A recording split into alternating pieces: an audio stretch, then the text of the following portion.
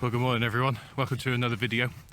In today's video I want to talk a little bit about not taking photography so seriously. We're in our second winter here in the UK, happens every year.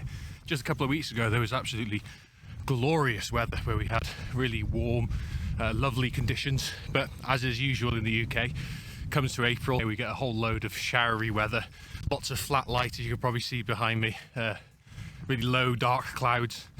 What that means is that conditions aren't always great for photography this time of year, even though there's some lovely stuff about daffodils, lambs, you know, the usuals with spring. But I want to demonstrate today that you don't need good conditions to still enjoy photography.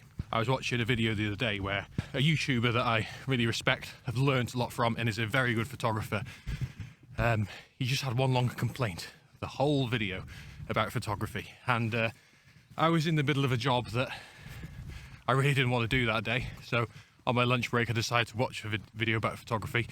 As I was sat there dreaming about doing photography, this YouTuber just complained about how difficult it was, and I don't know, it annoyed me a little bit, because I was just hoping I could get out and do some photography. So yeah, I want to demonstrate today that you don't need to have good conditions to still enjoy your hobby. Anyway, I better not talk about it too much at the beginning of the video, otherwise I'll have nothing left to talk about for the rest.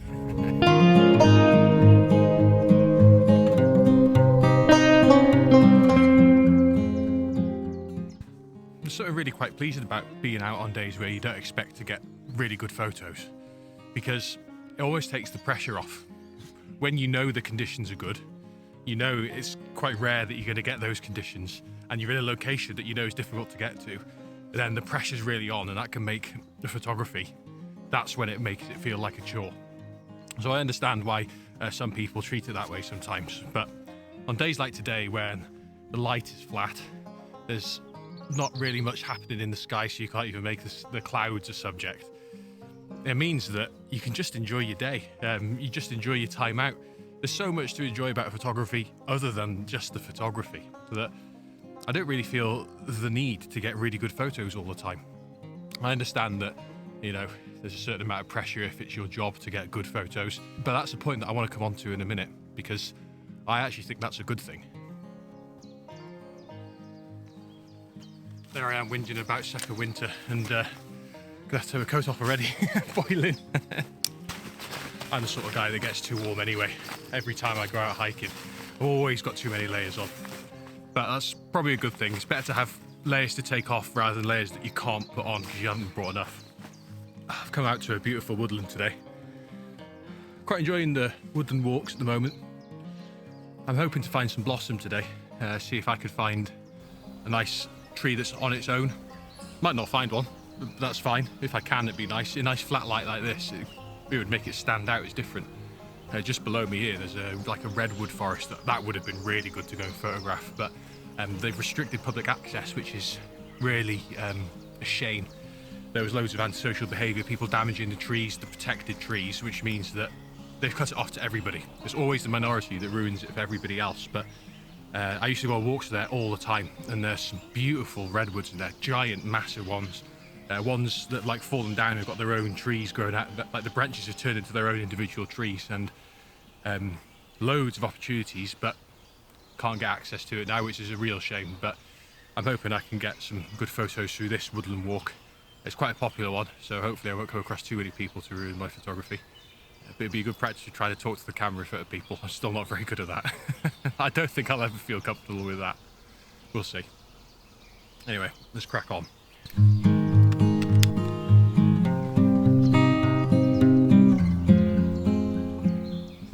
So I think we've got our first opportunity for a picture here. I'm going to use my tripod for this one because my 50mm f1.8 isn't stabilised. The camera is, but the lens isn't. And it's not particularly bright today, so I don't think I'm going to have a fast enough shutter speed to do it handheld. I've got a bit of a different style with woodland photography to most people. A lot of people like to get a lot of trees in, not such a shallow depth of field, whereas I like to really get in on the details with my woodland photography. That may be because I'm not very good at woodland photography, so if you get in on close on details, helps to simplify your image and make a nicer looking picture. That's something I'm really going to have to work on, is getting those wider shots in woodland photography, because I love woodland photography, because I love being in the woodland, but That's the good thing. Another good thing about photography is that you're always learning. It's not one of those hobbies that you can never really get bored of because you can never really perfect it. There's always something new to photograph. Anyway, let's get this shot.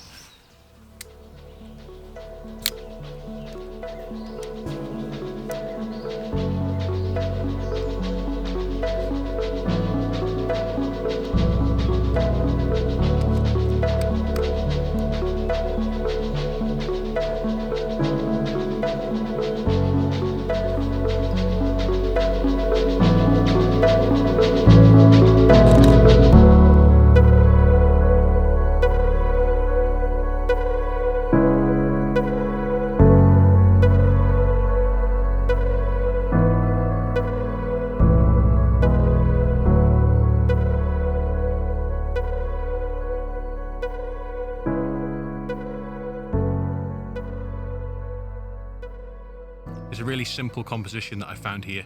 Two trees that sort of follow each other's pattern as they're growing up, both of them.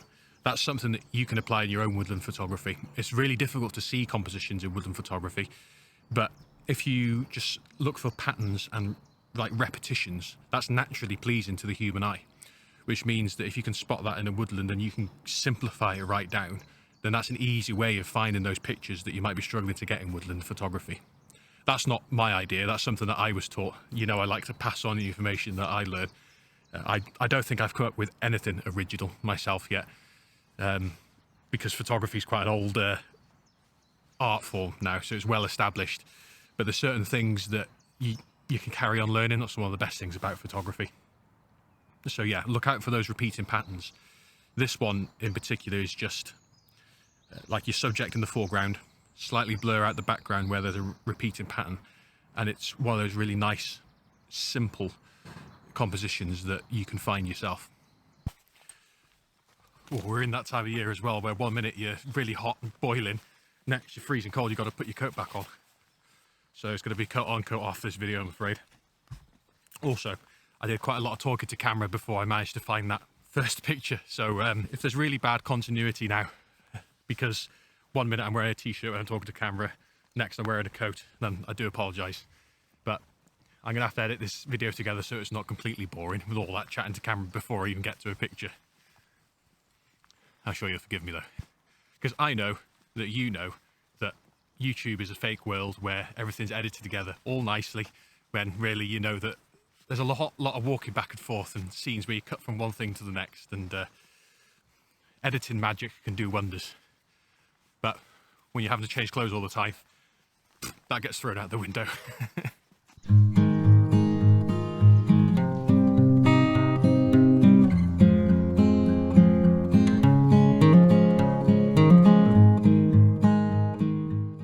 I think I found my second composition here. This is a bit of a wider shot. I was just talking about how I like to really zoom in and hone in on some woodland. This is a good opportunity to go out of my comfort zone and try something a bit wider. There's this grouping of 5 trees with one that's completely covered in ivy, and you can probably see this one in the middle that's got 2 birds in it, massive like knots in the tree. It's a really nice scene. Now I want to try and eliminate any sky in the background because that looks really quite ugly with woodland photography. So let's give this one a go and see what it comes out like. Once again, I'm not going to do it handheld because I need to get high up and shoot downwards so I don't get the sky in the background. I'm going to have it quite high up in the air, which is difficult to take a really steady handheld shot. Even though it is a bit brighter here, I could have a faster shutter speed. I've got my tripod, so I might as well use it.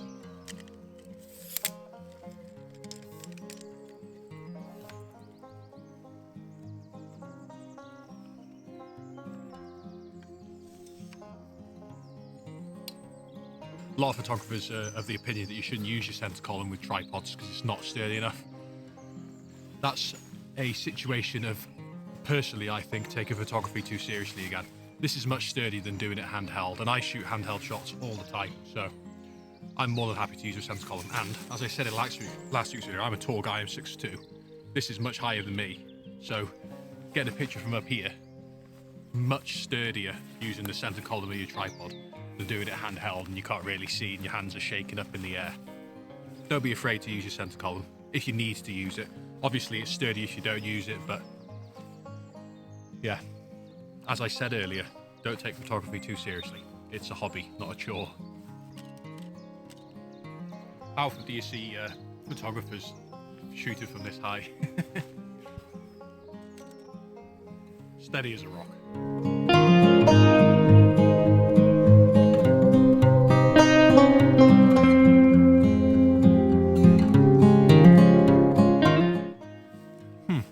A woodland shot that I actually like, a wide angle shot. Today's quite successful then.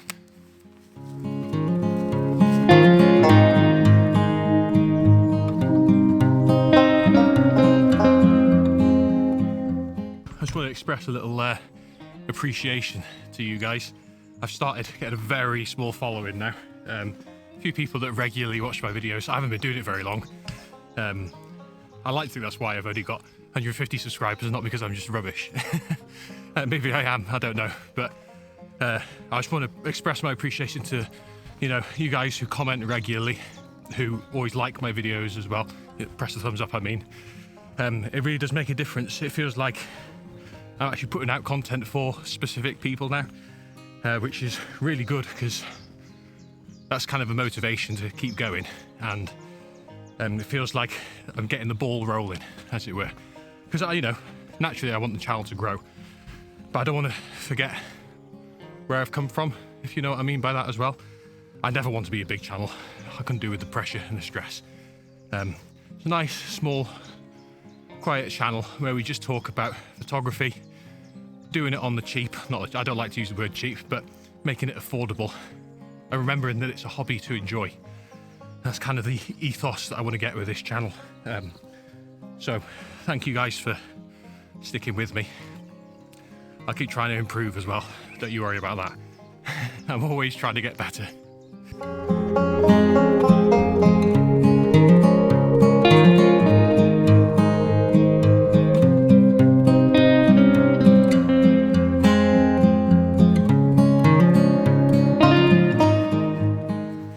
I really like this particular stretch of the path, this particular route, because I was here about 6 months ago in the middle of autumn when the trees were really like burnt orange and yellow on this side of this path.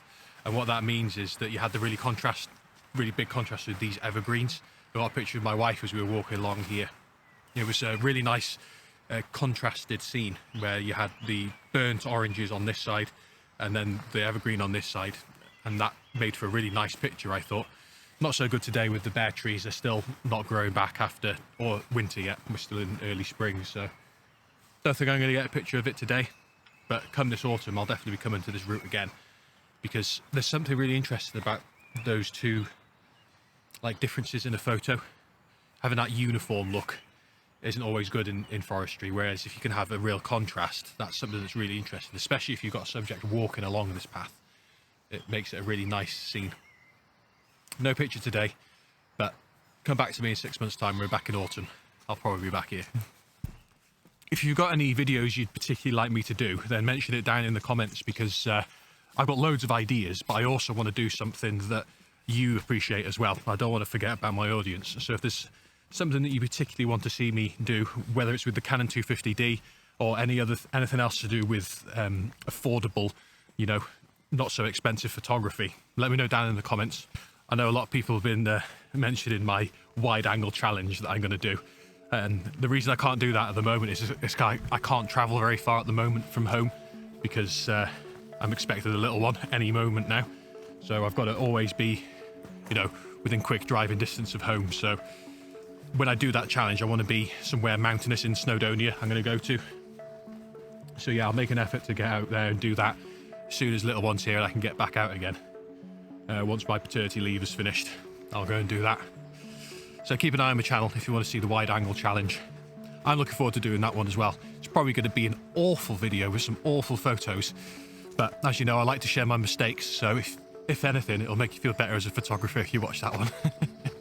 Thank you so much for watching again today. I really do genuinely appreciate it. I hope I don't come across as ungenuine when I say that, because I know I've only got 150 subscribers, but I've done speeches in front of rooms of 150 people, and that doesn't feel like a small number then. I really do genuinely appreciate everybody who watches my videos, everybody who likes them and comments as well. Thank you so much. If you want to see me on one of my other adventures, then watch this video here. And if you want to join me and follow along with my journeys and my adventures, and my sort of honest approach to photography, then click on my face here, and I'll see you in the next one.